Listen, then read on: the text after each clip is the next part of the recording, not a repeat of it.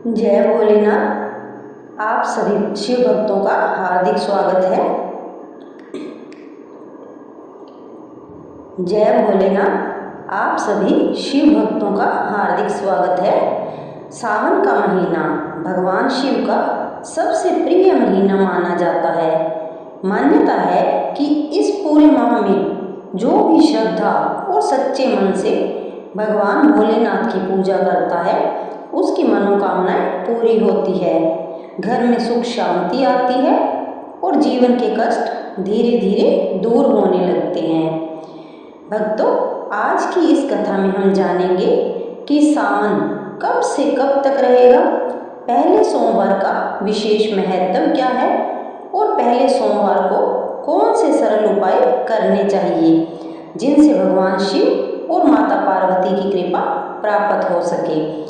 इसलिए इस वीडियो को अंत तक अवश्य देखें। सबसे पहले जानते हैं सावन के महत्व के बारे में। धार्मिक मान्यताओं के अनुसार समुद्र मंथन के समय जब हलाहल विष निकला तब भगवान शिव ने संपूर्ण सृष्टि की रक्षा के लिए उस विष को अपने कंठ में धारण कर लिया। तभी से उनका कंठ नीला हो गया और वे नीलकंठ कहलाए।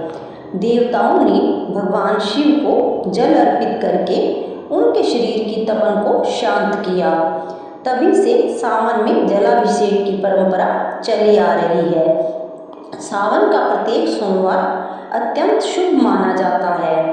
इस दिन व्रत रखने, शिवलिंग पर जल, दूध, बेलपत्र, धतूरा, भांग, अक्षत और सफ़ेद पुष्प अर्पित करने से भगवान शिव प्रसन्न होते हैं।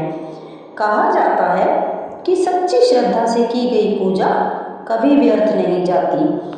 अब बात करते हैं पहले सोमवार के विशेष उपायों की। प्रातःकाल ब्रह्म मुहूर्त में उठकर स्नान करें और स्वच्छ वस्त्र धारण करें। यदि संभव हो तो सफ़ेद या हल्के रंग के कपड़े पहने। घर के मंदिर में दीपक जलाकर भगवान शिव और माता पार्वती का ध्यान करें। इसके बाद शिवलिंग पर सबसे पहले शुद्ध जल चढ़ाएं। यदि गंगा जल उपलब्ध हो तो उसकी कुछ बूंदें भी जल में मिला सकते हैं।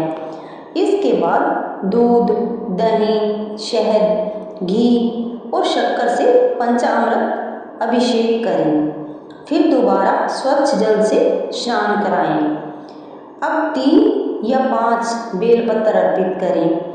ध्यान रखें कि बेलपत्र खंडित न हो और चिकना भाग शिवलिंग की ओर रहे।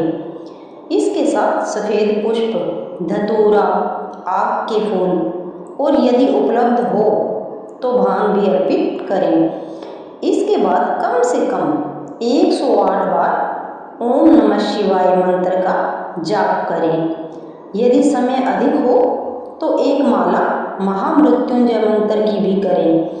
मंत्र जाप करते समय मन को शांत रखें और केवल भगवान शिव का ध्यान करें। पहले सोमवार को गरीबों और ज़रूरतमंदों को भोजन, फल, वस्त्र या अपनी क्षमता अनुसार दान अवश्य करें। शिव जी को दया और सेवा अत्यंत प्रिय है।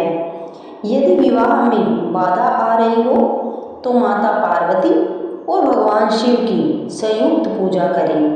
यदि आर्थिक परेशानी हो तो शिवलिंग पर कच्चा दूध और शहद अर्पित करें।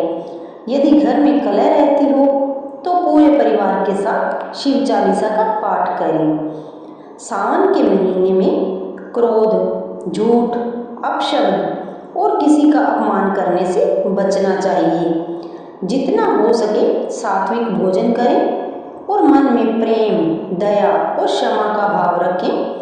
यदि भगवान शिव की सच्ची आराधना है, याद रखिए केवल पूजा पाठ ही नहीं बल्कि अच्छे कर्म भी भगवान शिव को प्रिय है। यदि हम अपने माता पिता का सम्मान करें, ज़रूरतमंदों की सहायता करें और सच्चाई के मार्ग पर चलें तो भगवान भोलेनाथ की कृपा शीघ्र प्राप्त होती है। प्रिय भक्तों, सावन का महीना केवल इच्छाएं मांगने का समय नहीं है बल्कि समय को बेहतर बनाने का भी अवसर है।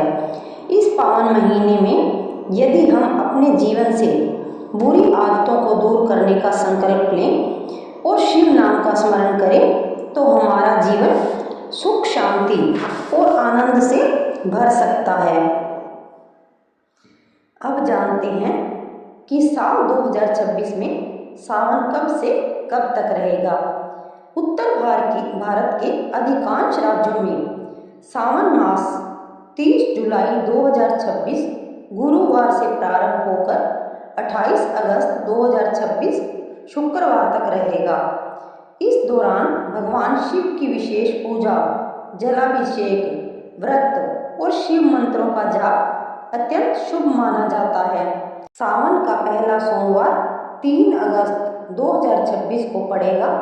मान्यता है कि सब पहले सोमवार के दिन श्रद्धा और विधि विधान से भगवान भोलेनाथ की पूजा करने से जीवन की बाधाएं दूर होती हैं, मनोकामनाएं पूर्ण होती हैं और घर में सुख समृद्धि का आगमन होता है।